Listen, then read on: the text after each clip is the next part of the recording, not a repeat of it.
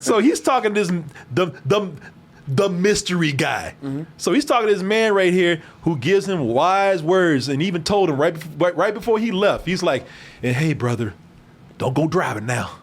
And he walks away, and Mark Wahlberg is like, "What was that guy drinking?" And the bartender's like, "Water." Ooh. Could it be? Yeah. Could it be Jesus? But the guy's ordering water and then turning it to wine. Yeah. Nobody looking. Yeah. No, just water. How much was that wine? It was free for me. I don't know about the rest of y'all. Yeah. Yeah, Jesus in a jean jacket.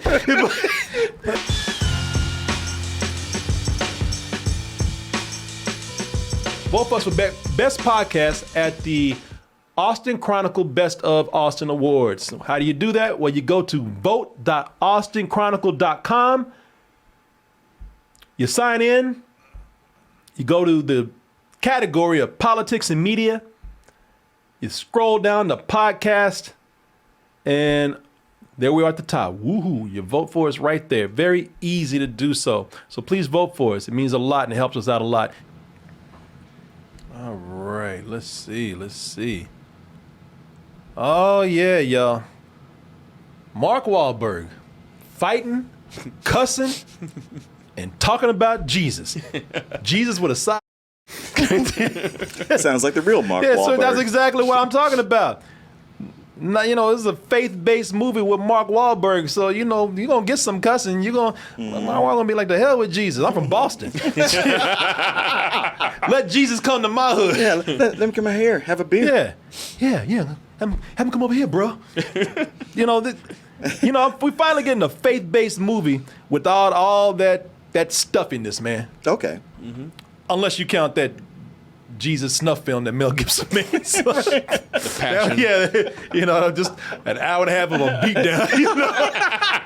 He punches Pilate and said, all right, so where's that Jesus guy I gave to you? Oh, shit! God damn! Yeah, you see that pile of meat right there? With them thorns on it? What did you do? We made hamburger meat. Anybody want Jesus burgers?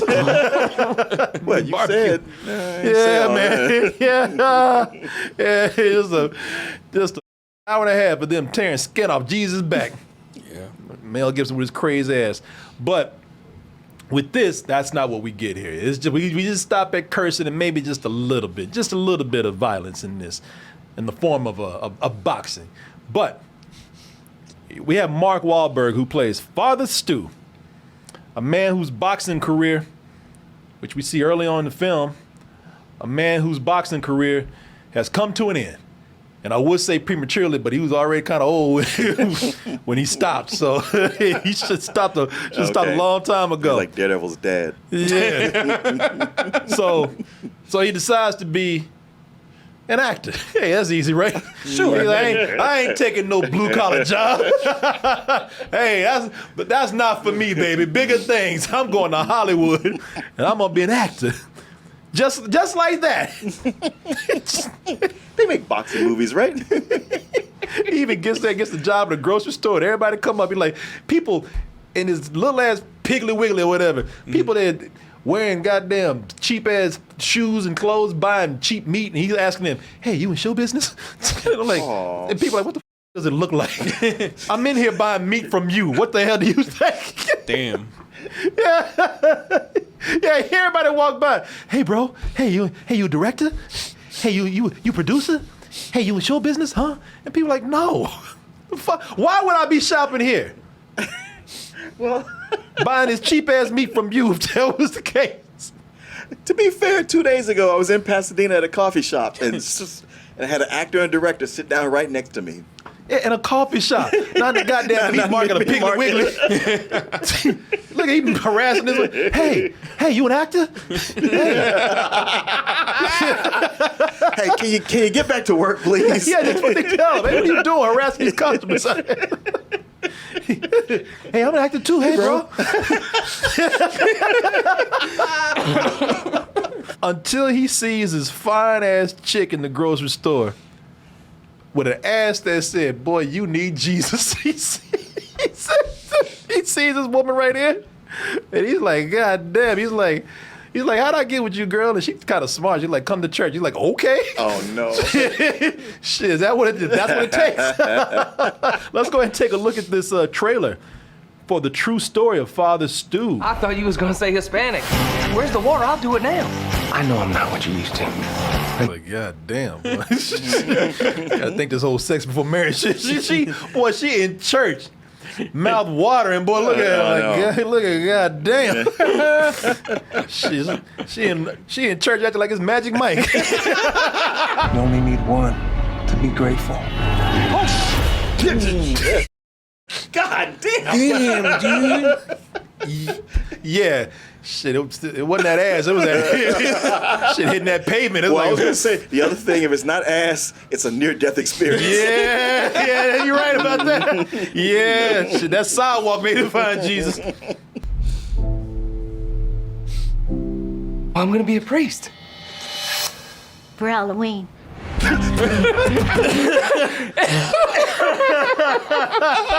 I love Jackie Weaver. She's awesome. Yeah, Jackie Weaver plays the mom. Mel Gibson plays the dad. So it's a whole bunch of crazy ass people in this movie. I'm praying for you, Bill. Don't you dare! You're violating my rights. There's a man. There is concern amongst the diocese that Another crazy one, Malcolm McDowell. They dragged him out of the mothball. He was already in L.A. He wasn't doing nothing. He was probably already in church. Man, can we just put a robe on you and film you while you in here? Wow. I wish you can pray for an easy life, with the strength to endure a difficult one. I'm gonna guess that this is a movie that your mom would be in love with. Yeah, everybody's mom. And everybody's religious mom would be in love with this movie, man. You know, it's a faith-based movie. You know, it's that faith-based movie that's gonna give a reason for your kind of uptight mom or dad to go see a movie with a lot of cursing in it, you know, a lot of sexual innuendo and some drinking and whatnot, because after all, that message is there, you know. And this is based on a true story, as I said. This is based on Stu Long. And no Stuart Little jokes now. Right? Some people out there. Stu Long. Hey, he looks just like Mark Wahlberg. Don't he though? Fatter. Well, you saw when Mark Wahlberg kind of did his mouth like this. Yeah.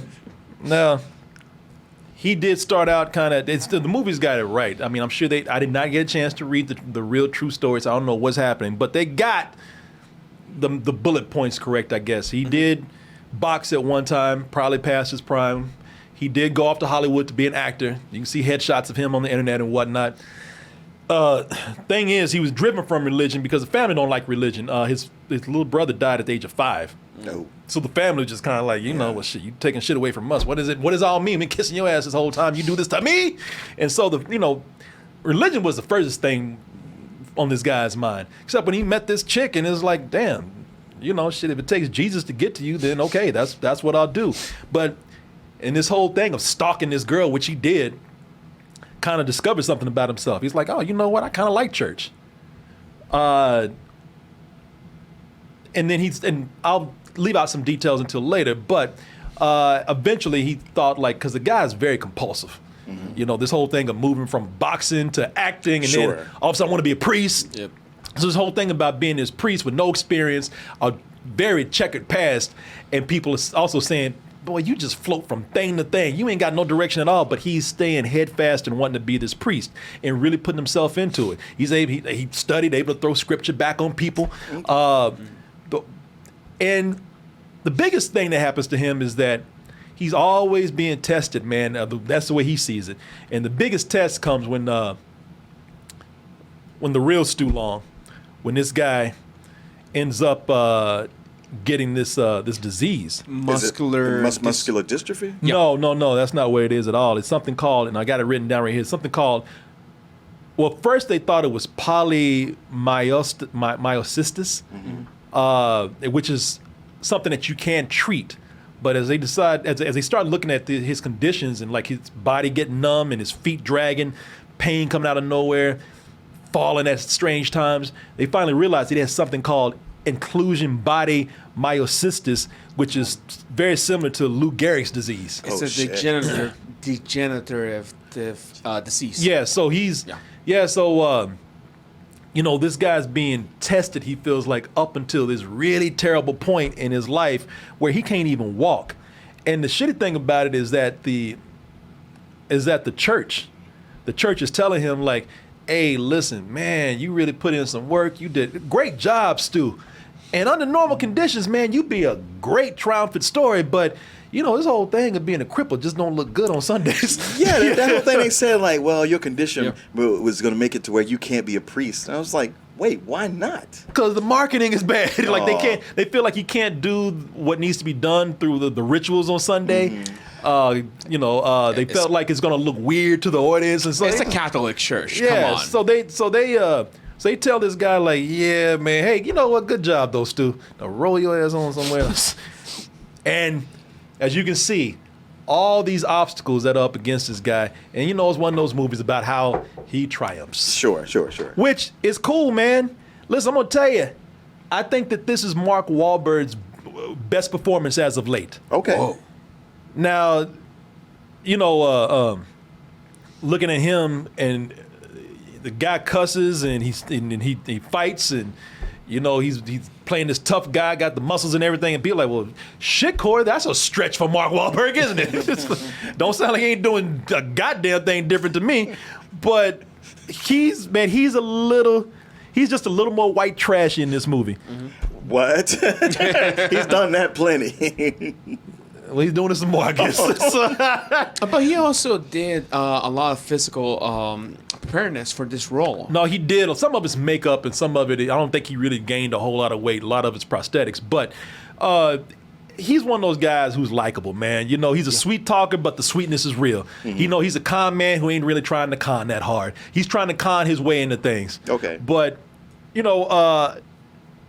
of course, the movie, this is the opposite of what we just saw. In that movie we just saw, The Northman, where we were talking about they ain't trying to make nobody likable in here.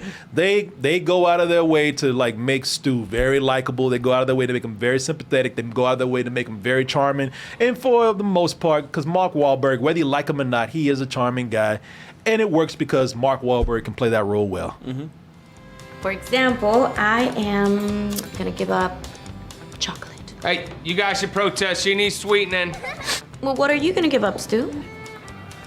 Give up acting! Who said that, bro? No, he wasn't acting to begin with. Alcohol. Hey, that's not fair. You got You know good and goddamn well you ain't gonna get that up. You're right, Jimmy. You lie. Lying's a sin, bitch. I'll give him bananas. How about that?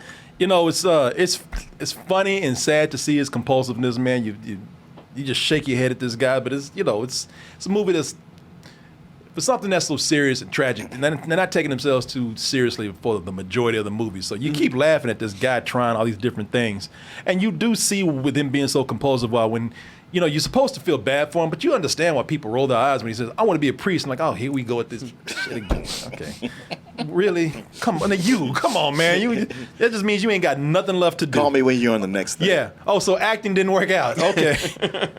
But I did enjoy this part of the movie, man. I enjoyed this part of the movie with just watching him just be, I won't say a scumbag because he's not, but just be this clueless person, man.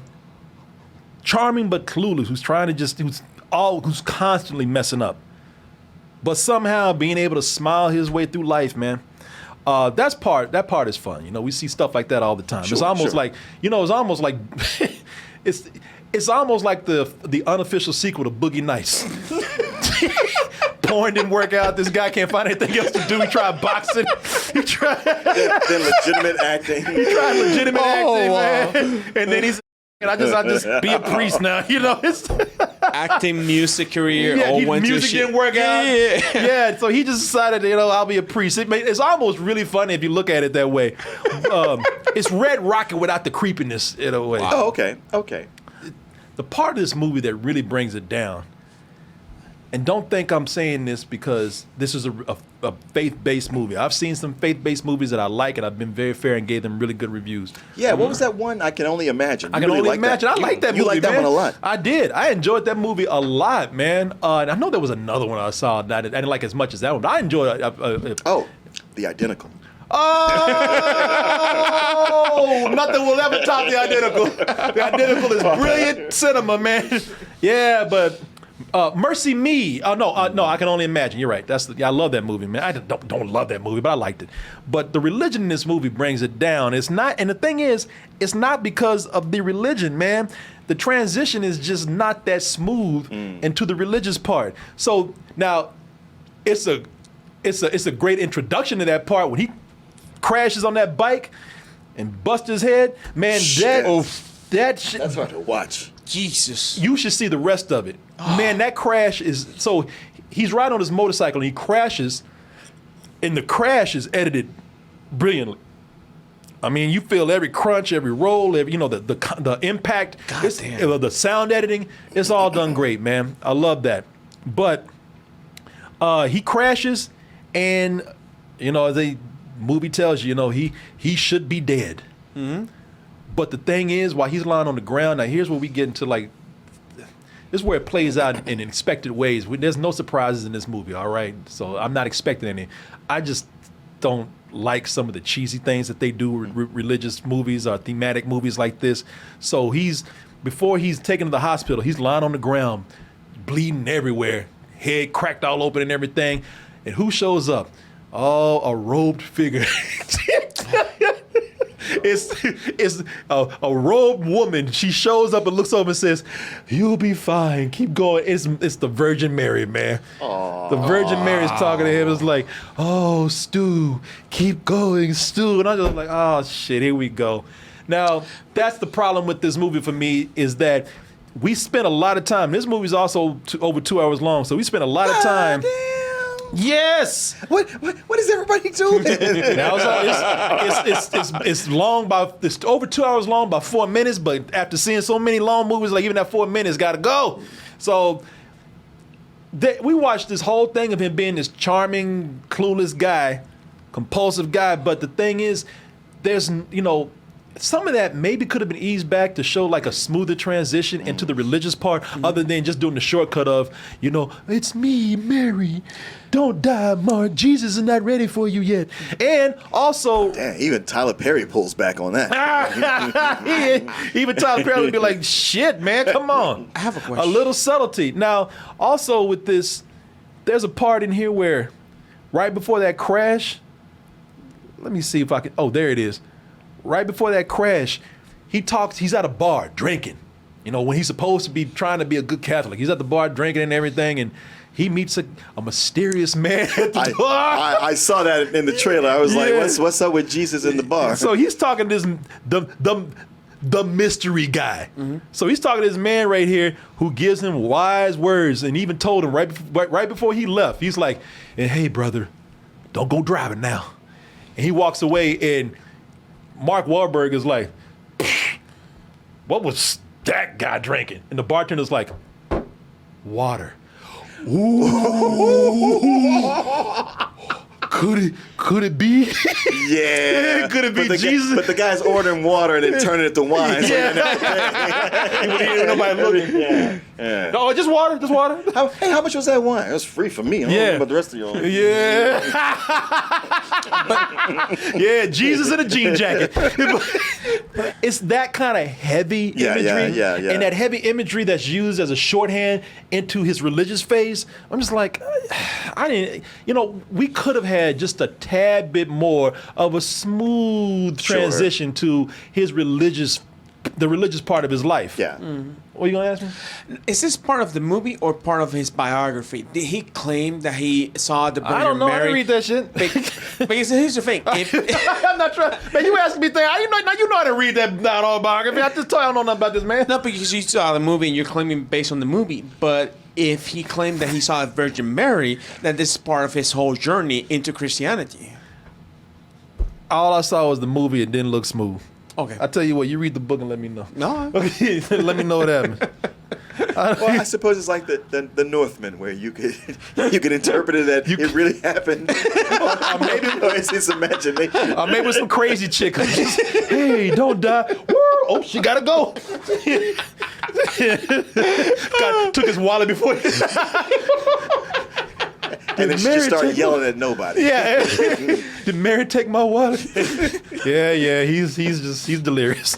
Oh Lord. But yeah, man, it's that's what I got from the movie. And the movie's preachy, but it's a faith-based movie, so what do you expect? Right. Because from that point, it plays out in the cheesy way that you expect, man. You even saw some of it in the movie. You can predict what happens, as his disease gets worse, as it worsens, the more he's given these trials and tribulations and these barriers and hardships, Stu perseveres, and his estranged father, played by Mel Gibson, you can tell what happens later with them. You saw it in the trailer. As far as some of the other actors in the movie, because you were asking me about Mel Gibson. So Mel Gibson in the movie, man. Let me just say, Mel Gibson. He's making a career out of just being mad, just grumpy and angry. Yeah. He's like, shit, because he's already angry at home. Right. Might as well just play into it. Might as well cash in on it. He's already mad, so he's just every movie right now that Mel Gibson has been in, he's been the angry old guy. True. Mm-hmm. He ain't no different here. He's the angry old guy. Even when he was Santa Claus. He was the angry old dude, yeah. And hey, I'll give him this. At least now he's starting to work his natural racism into the shtick. Oh, okay. Yeah, when he sees the he only makes a little joke. It ain't that bad, but he says when he sees the young chica that Mark is trying to get with, Stu's trying to get with, he's like, yeah, I was thinking about calling her to clean my trailer. God damn, man. It's like, hey, man.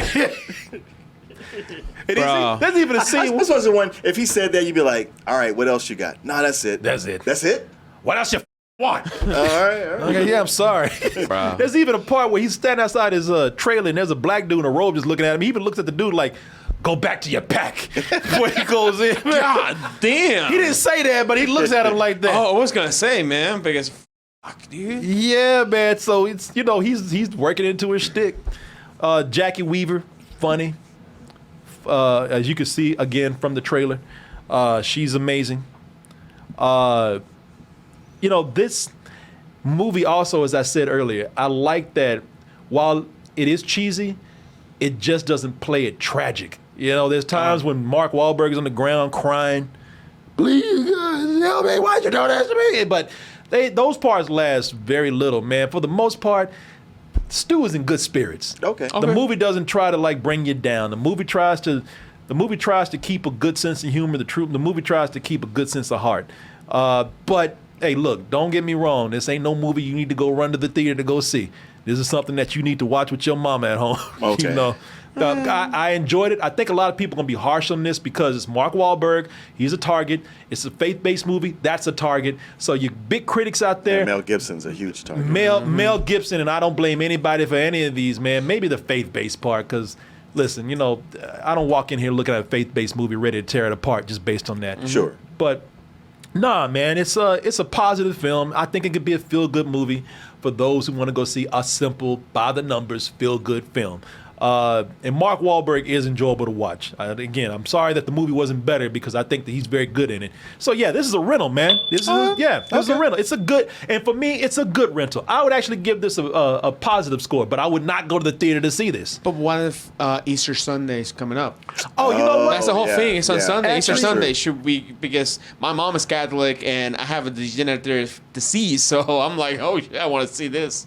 Well, you know what? I think that's a great idea, and that's why they're releasing at this moment, because they know they're gonna get that Easter money. Like I said, That's this true. ain't about Jesus. It's trying to get that money. Y'all know that. Yeah, this ain't like releasing Death Proof. No. Grindhouse on Easter. But this is not going to, I don't, after Easter Sunday, if you want to go with the family to see this, it's that kind of movie. Okay. You might walk out rolling your eyes, but just go with your family and enjoy it, man. I actually had a good time with this, but I would not pay to go see it. But I did have fun with it. I did enjoy it. Sure, I can probably tell where this is stretched here. That ain't true. Y'all, this is Hollywood right here. Or this is movie stuff right here. This is where you made up things. I could probably tell what those parts are. But for the most part, if you just drop your guard, don't walk in there with all these preconceived notions about the people in the movie or what genre it's in. And if you can sit down and watch it with somebody that you love who would be into this, I don't see any reason why you just can't roll with it and enjoy it. You understand what I'm saying? Yeah, I get you. Okay.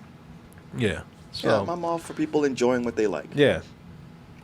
See, like Han Cholo talking about no thanks, Corey. Did I tell you to go see it? Did I tell you this? This is exactly what I'm talking about. I didn't tell you to go. Did I say people go see this shit? Jesus Christ, Yeah, man. I did not tell you. I told you I'm not going to see this shit. If I didn't have to, I wouldn't be watching this in the theater. No, this is something that I would definitely pay on VOD to watch it, like on Vudu or Amazon Prime. If it's like on release simultaneously, yeah, I would definitely watch it. Mel Gibson's girlfriend directed this? What? That I did not know. Oh, That makes sense. Chad's telling me, really? Mel Gibson's girlfriend directed this? Thank you, guys. That I did not know. Oh, somebody said playing in IMAX. You can see Mark, feel it. Nah, man, really? Oh, wow. God damn, boy, nepotism in full effect. Wow. If that's true. Yeah, thank y'all for sharing that, though, because I did not know that. But it makes sense Well, because Rosalind Ross. Mark Wahlberg. There's a reason to be with him then. Yeah. Mel Gibson's been off and on with Catholicism, man. He's been off and on, but mostly on than off. Yeah. Yeah, But like no, he had his own church in his yard. Yeah. Yeah. But Mark Wahlberg he's the real solid Catholic kid. This for him, Yes. this is his Catholic passion project. Yep. Hey everyone, I'm Mark Wahlberg. I found his story to be so inspiring that I knew I had to find a way to bring it to the big screen. See, that's when I knew when he opened it, because that's how you open up the movie. And I was like, all right, here we go. I wish they stopped doing that with these. You ain't making me gonna like you. You're not Exactly. gonna make me like this any better or worse. Yeah. Yeah. And we just want to thank you for coming to the theater. Like, well, I'm here now. Yeah. Thank you for giving me your money. I mean, seeing my movie. Yeah. Well, okay. You can thank me by showing me a good movie. Hey, let's not transform. Well, Is this better than Transformers 5? just take the thank you. How about that? Hey, you still got that Uncharted mustache. It looks like a cop right there. He does. Yeah, he's a racist ass cop. Hey everyone, support our Patreon, which helps us to continue bringing you our live streams, videos, and podcasts while bringing you new content such as exclusive live streams and animated shorts.